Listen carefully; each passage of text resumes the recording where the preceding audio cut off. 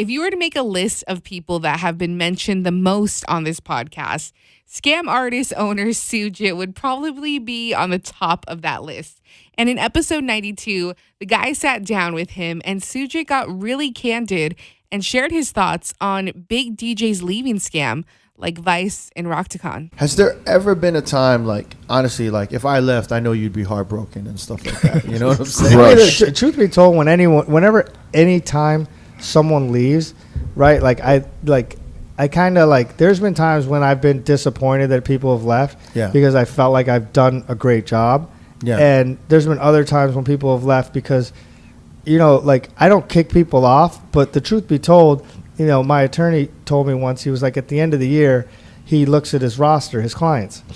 Mm-hmm. And the ones that make him money stay, right? The ones that don't make him money leave. If they don't cause him grief, right? If they don't make him money, but they don't really bother him, they stay, right? The ones that don't make him money, he thinks about how much time he has to spend not making money, right? So there's DJs that are on the lower tier of the financial earning, right? That drain me. Right? And when they say they want to leave, I'm like, listen, leave. I'll even might ask them, you know what, dude, if you're unhappy, you should just leave, right? Like, I'm good. And they're like, why are you saying that? Why are you saying that? And I'm like, bro, because the amount of, you're asking me to sit on the phone with you for an hour and I probably make no money. Like, you're stressing me out, bro. Just like, I'd rather just be your friend. Like, just bounce, bro. Like, you said some real ass shit to some DJs, though. Bro, I'm just telling you, no, but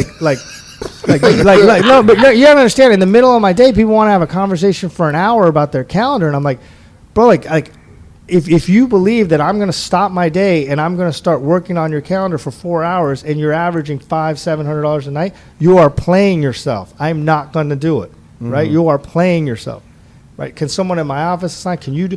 If you're at that end of the tier, you need to hustle for yourself, and I'll help you. And maybe out of 4 gigs or 5 gigs, I might find 1 or 2 that I can slide you. Yeah. But you're going to have to do the bulk of the heavy lifting, and if not, bounce. Yeah. Like, I'm not making any money here. I'm good. Like, we'll be good. Just do me a favor. Stop telling some of these DJs to drive Ubers, yo. No, I didn't say that. I've heard about that one too, bro. I was like, damn. No, bro. No, look. Let me tell you like this. I'll tell you like this. If I, as an human being, right, needed work, okay, and I wanted the flexibility of being able to take gigs where I could or where I couldn't, like, as a promoter, I was investing my own money, and oftentimes when I would get to the party, a break even would be a win for me. Right, because I would just want to break even. And then I realized after spending 500 hours and throwing a party, that a break even was my alternative. I sat down and I was like, shit, if I worked at McDonald's for those same 500 hours, at the end of the $500, I'd have money in my pocket. Yeah. Right? So what I'm saying is that if DJing isn't working out for you, right, you may need to find some sort of part-time job to supplement it so you're not putting the pressure on the fact of, if you don't get 3 gigs a month, your lights are going to go off. That's not a suit. Like, you got to look at yourself on that, right? Like, you're talking to a guy who has 2 full-time jobs. So I'm not telling you something that I wouldn't do, but you can't, like, again, you can't sit at home and feel sorry for yourself. So, you know, it's a tough position because, you know, just because you were DJing once for $2,500 a night and that was your thing, is that now you don't want to be a waiter at a restaurant, but you got bills to pay, you got commitments to deal with, and you got to figure that out on your own. That's not I didn't sign up for that, right? Like, I didn't sign up for that. Yo, but you can't tell motherfuckers like, yo, man, go drive an Uber, man. Like, it's a good job. You can do it when you want. It's on your own terms. It's on your own terms. You go do it when you want. You do it when you don't want. Like, that's fucking nuts, man. No, but I've said other things. Go get a job as a manager. Go get a job as a real estate. Go get a job. Go get a job, dude. Like, it's like, if it's not working for you, like, and this is going to be a part-time proposition. You have to, like, as your agent or whatever, I'm giving you the solid advice that, like, I'm not probably going to be able to help you that much more. So you might need to find an alternative, and what that alternative is for you or isn't, that's on you. When R.O.A.D kind of, like, took a break and, like, kind of left DJing for a little bit, and you guys were, like, a really dope team. Like, you guys were, like killing the game for a minute.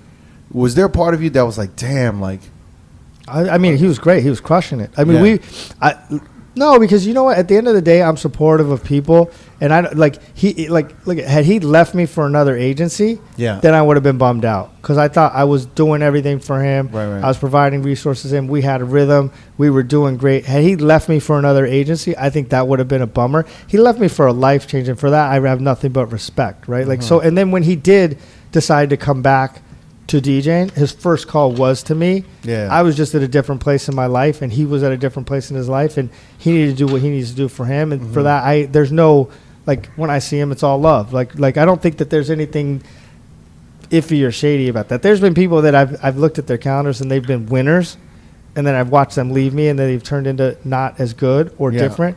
And them, I'm like, bro, like, really? Or like sometimes I've been like, I feel like there's a lot of people that I've advanced money to for no interest, right? And not even made them pay it back to me in like over a fair amount of time.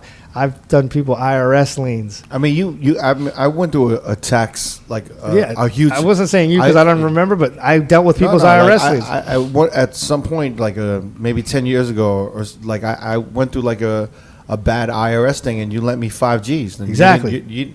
You didn't even ask. You were just like, when you need it, I send it tonight. I send it today.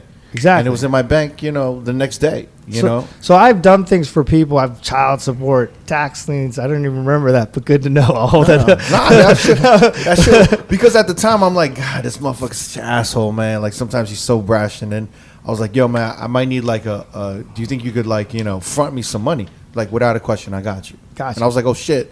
He was mad cool about that. And I sent it probably the next day or that night. I was like, yo, send it right now. I send an email. It'll go.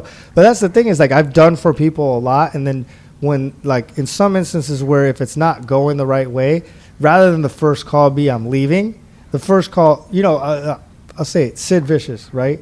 Yeah.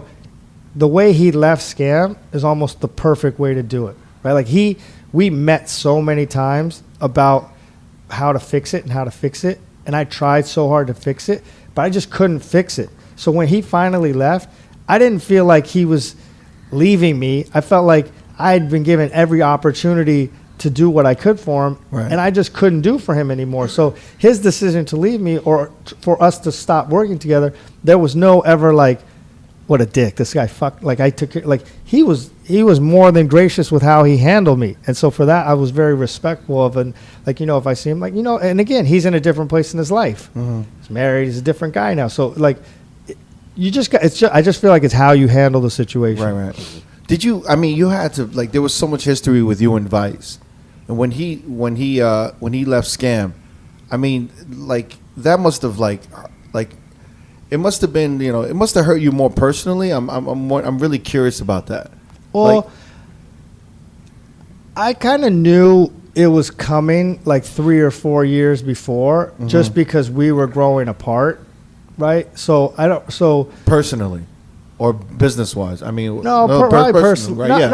I think that where his life was heading and where my life was maintaining were different. Yeah. Right. Like, I think he was getting married. He had a kid. Like we were going in different directions. Right. So we weren't as like our day-to-days weren't the same anymore. So I kind of your worlds weren't as aligned. Right. So I felt like we were, so it wasn't, but when he finally told me, I was totally blindsided. It was like, I was like, bro, seriously? And I truly believe the last 2 or 3 years of his career were probably his best, and I don't think that he's maintained that level since he's left me. The last 2-3 years with SKAM, were probably his best years. Yeah, and I think that he probably, I think that we should have had a different conversation before it ended there. You wanted that Sid Vicious conversation where, like, let's work this out. Let's see what's going wrong. Let's try to remedy this before just like cutting the hand. We never had that conversation. So I feel like for having that much tenure and having that much things, if he had some things that he was unhappy with, it almost came out of nowhere for you then. It was like, no, I could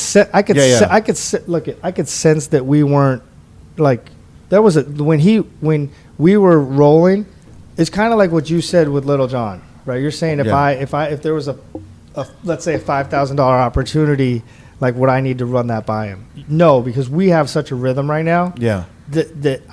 we're almost moving in unison, right? Right. And so if the DJs that are kind of crushing it, we're moving in unison. We're in cahoots, right? Right. Yeah. So there was a point maybe 3 or 4 years ago where I felt like we were no longer in cahoots. I kind of knew the end was he got a manager. Like that was the first sign. I was like, and I wasn't included in the conversation. Yeah. So that was a good indicator that, you know, if we were on the same wavelength, I would have been involved in that decision, Right. or that decision-making process, right? Yeah. So, you know, like I could sense that we were heading down the wrong path, but the final blow of like leaving, he never came to me and said, "Hey, look I'm unhappy here. Like, you got a 6-month clock. This is what I'm looking for. If we can't remedy this, I'm going to start looking somewhere else." I feel like that far into that relationship, I'm entitled to that, and I didn't get that. And I was told at like a bar after we took a shot. Like, it wasn't even like a real meeting.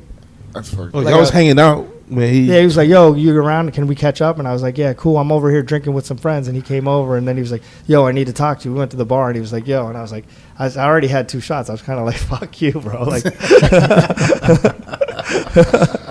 Damn. but I mean, that's my man. It's all love. Like, look, we had a great run together. I'm happy. You know, I feel like I came out of this in a solid position. And it's funny. It's like, you know, I always remember that Entourage episode, right, where the guy was like, "You want to come to a big firm, so if one, you know, if your big client leaves you, you're still afloat," right? So you know, maybe 5 or 6 years before that, I had always wanted to build SKAM, so if a vice left, it wouldn't cripple the company, right? So if you know, heaven forbid, a big client leaves, the company still exists. I'm not having to lay people off or to make changes. Like, you know, like the company didn't miss a beat, right? So And a lot of other like DJs started to emerge, you know, like the LA Leakers started to emerge. Right. Just Incredible, Sour Milk. Right. And then even Fade, 5 Even and Eric Deluxe. Deluxe. Yeah, everyone started kind of coming up, you know. And Exactly. so like it kind of like, it almost organically happened.